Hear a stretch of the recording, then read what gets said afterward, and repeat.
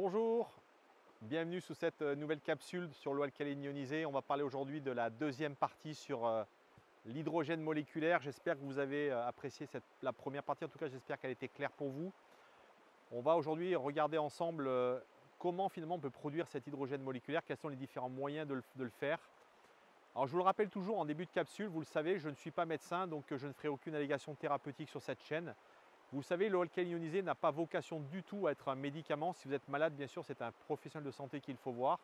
Cette eau n'a que vocation à supporter votre santé, à vous donner notamment des clés peut-être supplémentaires, notamment dans le fait de mieux vous hydrater. Alors vous le savez également, je produis par semaine 2 capsules, une le mercredi.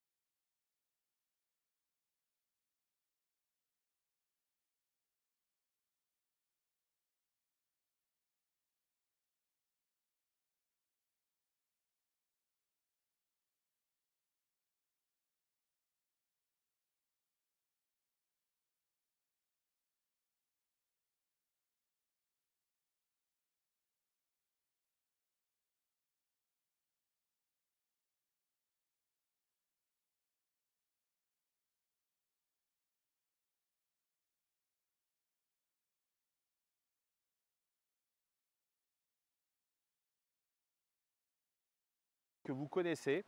Et d'ailleurs, je vous mettrai des visuels pour vous montrer finalement d'un côté quels sont les avantages et les inconvénients. Et vous allez voir que favorablement, le ioniseur, à mon avis, représente sans doute un potentiel beaucoup plus intéressant, même si le générateur d'hydrogène, vous allez voir, a vraiment des qualités tout à fait exceptionnelles. Et je propose qu'on commence notamment par justement cette notion de générateur d'hydrogène. Alors sachez qu'un générateur d'hydrogène, ça pourrait ressembler à un ioniseur, sauf qu'un générateur d'hydrogène, il a une caractéristique, c'est que d'une part, il ne va pas ioniser l'eau, c'est-à-dire que le pH ne va pas être modifié, il va simplement permettre à l'hydrogène de se révéler. Et il faut savoir qu'aujourd'hui, on va parler de concentration. Alors, sachez que lorsque je vais parler de ppm, je vous mettrai d'ailleurs une information à l'écran, c'est particules par million. Donc finalement, c'est la quantité d'hydrogène dissoute en particules par million qui simplement révèle les quantités présentes dans l'eau. Et sachez qu'aujourd'hui, en fin de compte, les générateurs d'hydrogène, on le dit qu'ils pourraient notamment, et je n'ai pas forcément regardé de manière complète les informations, mais j'ai simplement mentionné ici qu'on allait avoir des concentrations qui sont de 2 à 3 ppm. Et sachez qu'en fin de compte, ce qu'on va récupérer comme hydrogène dans ces générateurs d'hydrogène, c'est ce qu'on appelle du dihydrogène. On appelle ça bien sûr de l'hydrogène dissous. Et il faut savoir qu'en fin de compte, ce qui est intéressant notamment dans un générateur d'hydrogène, c'est que justement, vous voyez, quand on parle de 2 à 3 ppm, c'est qu'on va avoir une très haute concentration de nos particules de ppm, donc d'hydrogène dissous. Donc ça, c'est quelque chose d'intéressant parce qu'on l'a vu tout à l'heure. Bien sûr, lorsqu'il est dissous à forte concentration, c'est un puissant antioxydant et c'est quelque chose qui va être très très intéressant sur le plan notamment de notre santé.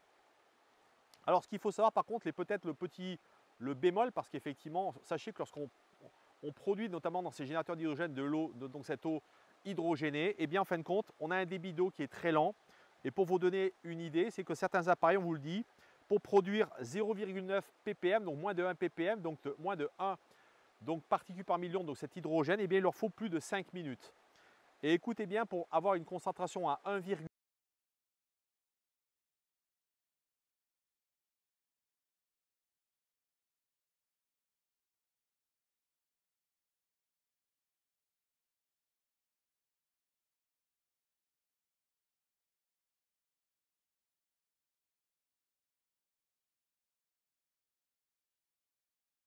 notre ioniseur qui lui, effectivement, va produire également de l'hydrogène.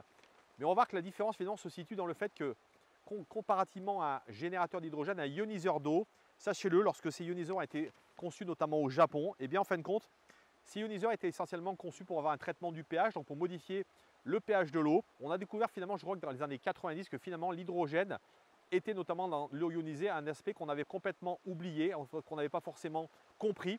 Un ioniseur n'est absolument pas en premier lieu un appareil qui va livrer de l'hydrogène. Alors par contre, ce qui est intéressant dans notre ioniseur, sachez-le, j'ai commencé à regarder notamment les concentrations en ppm de nos appareils, mais sachez qu'aujourd'hui, le modèle K8 aurait une concentration à 1,60 ppm, ce qui est pas mal. Vous voyez, on n'est pas à 2 ni à 3, mais on est sans doute en dessous de 50%.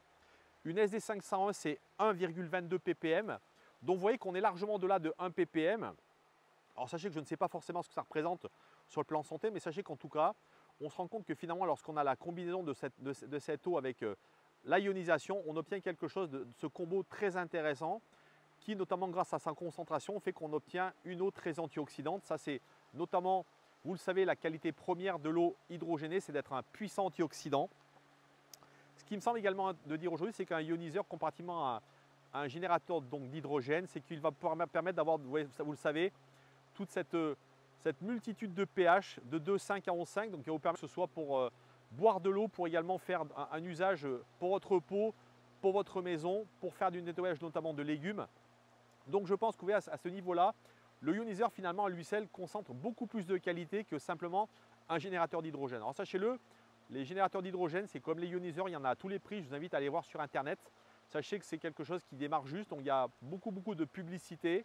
Mais en tout cas, difficile de savoir ce qui est vraiment de qualité. Moi-même, je ne sais pas.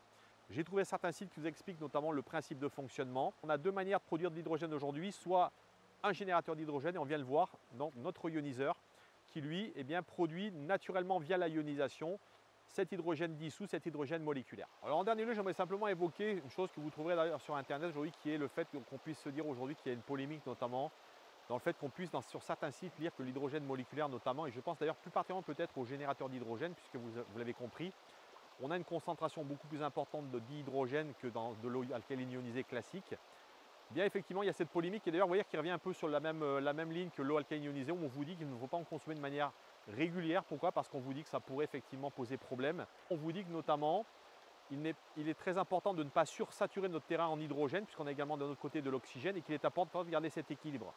Alors ça, effectivement, ça reste vrai en théorie, sauf que comme j'ai souvent dit pour l'alcaline ionisée, de tous ces gens qui aujourd'hui nous disent qu'il ne faudrait pas en consommer régulièrement, bien, je crois que c'est simplement faire oublier une chose très importante, c'est le contexte dans lequel nous vivons aujourd'hui, où malheureusement, l'humain, notamment au XXIe siècle, vit dans des conditions notamment de stress oxydatif très importantes, de malbouffe très importante, de fait qu'il n'a pas accès suffisamment à faire de sport, qu'il est exposé notamment à une quantité d'ondes impressionnante. Et sachez qu'aujourd'hui, en 2023, c'est de plus en plus évoqué.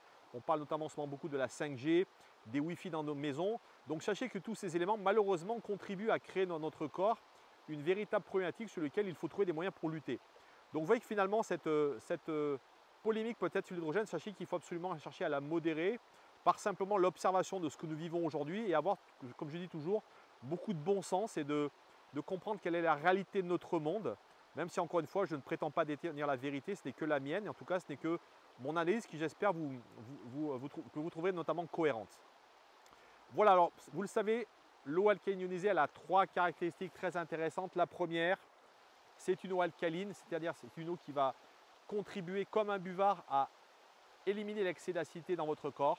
En deuxième lieu, c'est une eau également qui va être antioxydante, c'est-à-dire qui va lutter contre le vieillissement cellulaire. Et vous le savez, l'hydrogène est un piégeur de radicaux libres. Donc on voit bien qu'aujourd'hui, cet hydrogène dans l'eau, il est extrêmement important. Et je vous le rappelle encore une fois, ça n'a fait que plus d'une vingtaine d'années qu'on sait qu'aujourd'hui, c'est l'hydrogène notamment qui crée cet aspect antioxydant de l'eau.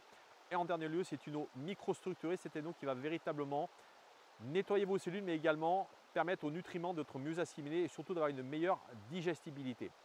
Voilà les amis, j'espère que vous avez apprécié cette capsule. Je vous dis à très bientôt pour une nouvelle capsule sur l'eau alcaline ionisée. À bientôt.